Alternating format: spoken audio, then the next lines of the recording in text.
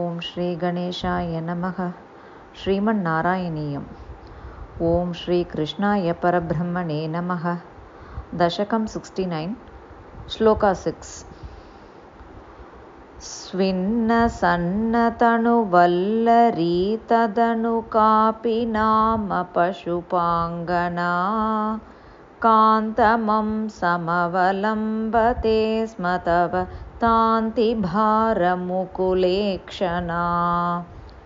కాచిదాచలిత కుంతలా నవపటీరసార ఘనసౌరభం వంచనేన తవ సంచుచుంబ భుజమంచితోరుపులకాంకురా.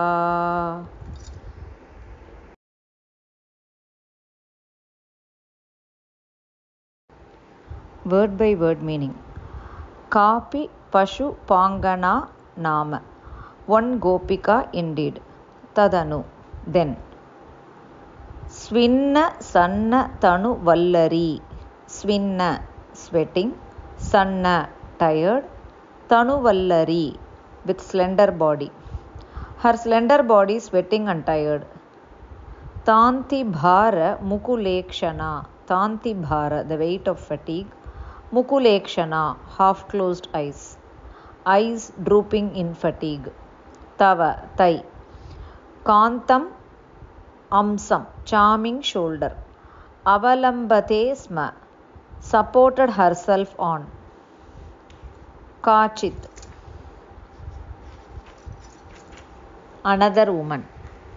Achalita kuntala, hair dishevelled.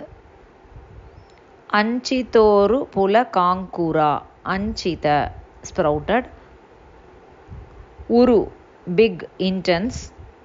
Pulakankura, horripilation, with horripilation. Navapati rasara ghana saurabam. Navapati rasara, fresh sandal paste, extremely fragrant like fresh sandal paste. Tava bujam, thy arm.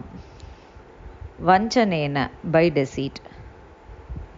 Sanchuchumba, kissed. Full meaning.